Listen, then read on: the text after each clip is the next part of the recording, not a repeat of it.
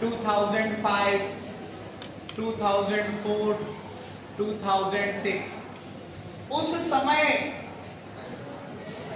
ये ट्रेंड में हुआ करता था।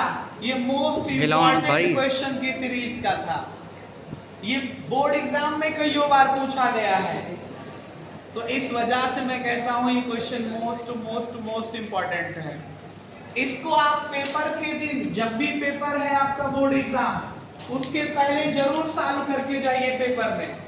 अन्यथा की स्थिति में अगर पेपर में क्वेश्चन आता है और आप नहीं कर पाते हो तो दुख तुम्हें भी होगा और दुख मुझे भी होगा, क्योंकि अच्छा क्वेश्चन मैंने बताया और तुम पेपर में ना हल कर पाए तो समस्या आएगी। ठीक है, तो आइए प्रश्न को सीखते हैं।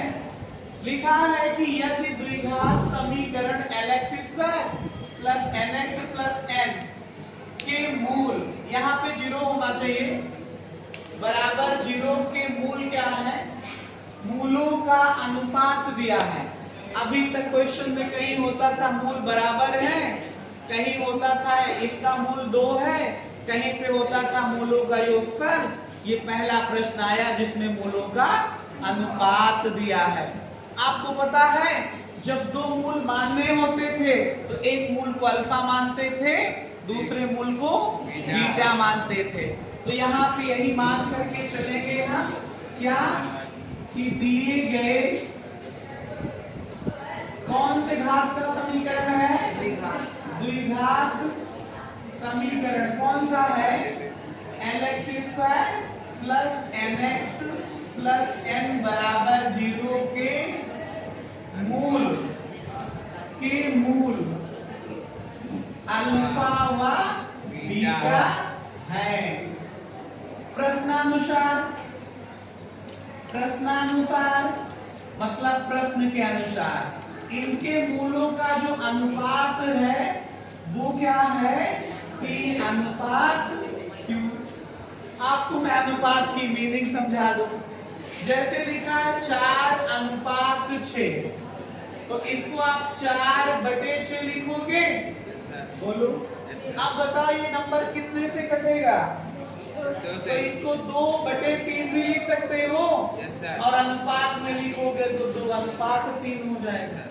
तो देखो इस 4:6 को 2:3 लिखा गया।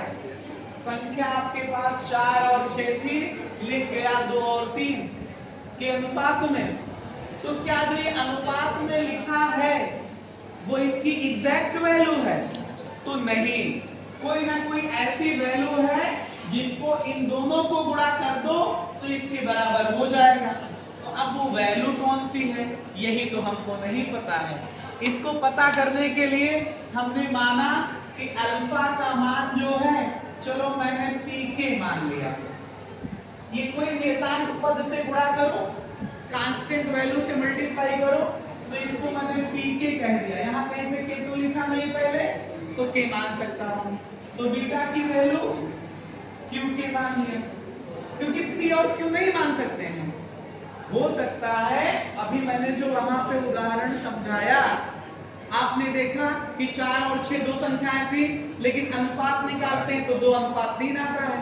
तो क्या संख्याएं 2 और 3 थी? नहीं, कोई ऐसी संख्या थी जो दोनों में कॉमन थी और कट गई है, तो वही कॉमन नंबर हमने के दोनों में मान लिया। ठीक है, तो अब निकालते हैं यहां से मूलों का योग। क्या निकालेंगे? मूलों का योग। कितना आएगा?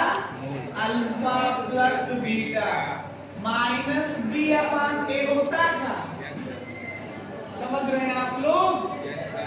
तो आएगा अल्फा की वैल्यू pk, बीटा की वैल्यू qk बराबर माइनस b। इस द्विघात समीकरण में ABC समझते हो? x² का गुणांक ये a है, x का गुणांक ये b है, और ये क्या है? c है। तो b का मतलब क्या है? n बटे a का मतलब l। तो यहां से आप p प्लस q निकालोगे, k से भाग कर सकते हो आप लोग, जरूरत पड़े तो। ना जरूरत पड़े तो यहाँ पे के कॉमन ले लो खाली, तो यहाँ पे माइनस का n बटे l आ जाएगा। कोई समस्या? बोलो। अब क्या निकालेंगे हम? मूलों का गुणनफल। क्या निकालेंगे? मूलों का गुणनफल। मूलों का गुणनफल। क्या निकालेंगे हम? मूलों का गुणनफल। मूलों का गुणनफल।